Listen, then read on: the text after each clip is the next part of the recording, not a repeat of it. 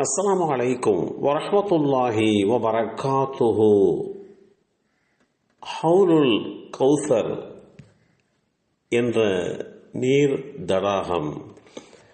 அல்லாஹுடைய தூதர் ஸல்லல்லாஹு அலைஹி வஸல்லம் அவர்கள் கூறினார்கள், நான் உங்களுக்கு முன்பே அல் கௌசர் தடாகத்திற்கு சென்று நீர் புகட்ட காத்திருப்பேன். இந்த செய்தி ஸஹீஹுல் புகாரியிலே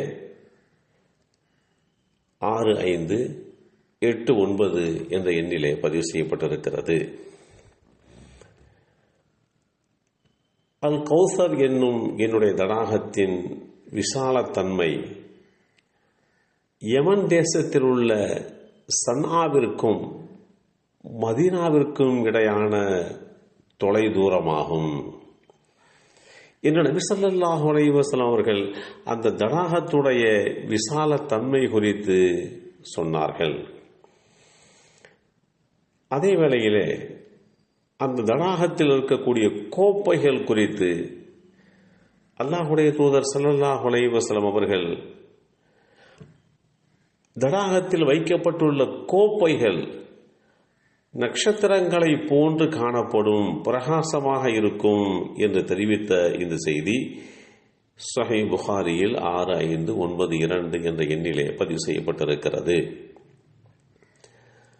அல் கௌசர் என்னும் என்னுடைய தடாகம் 1 மாத கால பயண தொலை தூரம் பரப்பளவு கொண்டதாகும். அதனுடைய நீரின் சுவை, அந்த நீருடைய தன்மை பாலை விட வெண்மையானது. அதனுடைய மனம் கஸ்தூரியை விட நறுமணம் வாய்ந்தது. அதன் கூஜாக்கள் விண்மீன்கள் போன்றவை.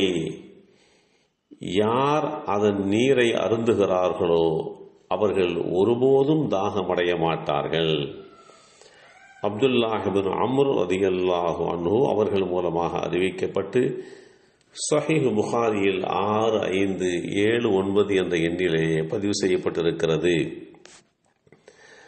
நான் விண்ணுலக பயணத்தின் போது சொர்க்கத்தில் பயணம் செய்தேன். அப்போது அங்கு ஒரு ஆறு இருந்தது. அதன் 2 மருங்கிலும் துளையுள்ள முத்து கலசங்கள் காணப்பட்டன. அப்போது நான், வானவர் ஜிப்ரீலே, இது என்ன என்று கேட்டேன். அதற்கு வானவர் ஜிப்ரீல் அவர்கள், இதுதான் உங்களுடைய இரட்சகன் உங்களுக்கு சிறப்பாக வழங்கிய அல் கௌசர் என்ற தடாகம். அதன் மண் அல்லது அதன் வாசனை நறுமணமிக்க கஸ்தூரியாகும் என்று தெளிவுபடுத்திய செய்தி அனஸ் இப்னு மாலிக் ரலியல்லாஹு அன்ஹு அவர்கள் மூலமாக அறிவிக்கப்பட்டு ஸஹீஹ் புகாரியில் 6581 என்ற எண்ணிலே பதிவு செய்யப்பட்டிருக்கிறது. இஸ்லாமிய நம்பிக்கையின்படி தீர்ப்பு நாளிற்கு பின்பாக, அதாவது தீர்ப்பு நாளில் நபி ஸல்லல்லாஹு அலைஹி வஸல்லம் அவர்களுக்கென பிரத்யோகமாக வழங்கப்படும் ஒரு நீர் தடாகம்தான் அல்லது ஒரு நதிதான் அல் கௌசர் என்ற தடாகமாகும்.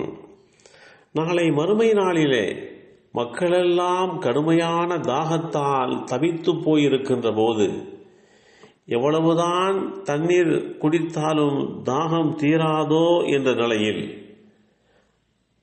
நல்லோர்கள், விசுவாசம் கொண்டவர்கள் இந்த தடாகத்திற்கு அருகாமையிலே வருவார்கள். அவர்களுக்கு அல்லாஹுடைய தூதர் ஸல்லல்லாஹு அலைஹி வஸல்லம் அவர்கள் தண்ணீரை வாரி கொடுப்பார்கள். அவர்கள் தாகம் தீர குடித்துவிட்டு அடுத்த நிலைகளுக்கு செல்வார்கள் என்கின்ற செய்தியை தான் பார்க்க முடிகின்றது.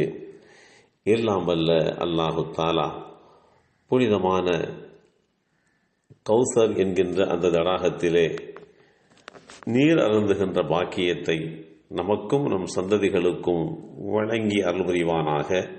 அஸ்ஸலாமு அலைக்கும் வரஹ்மத்துல்லாஹி வபரகாத்துஹு.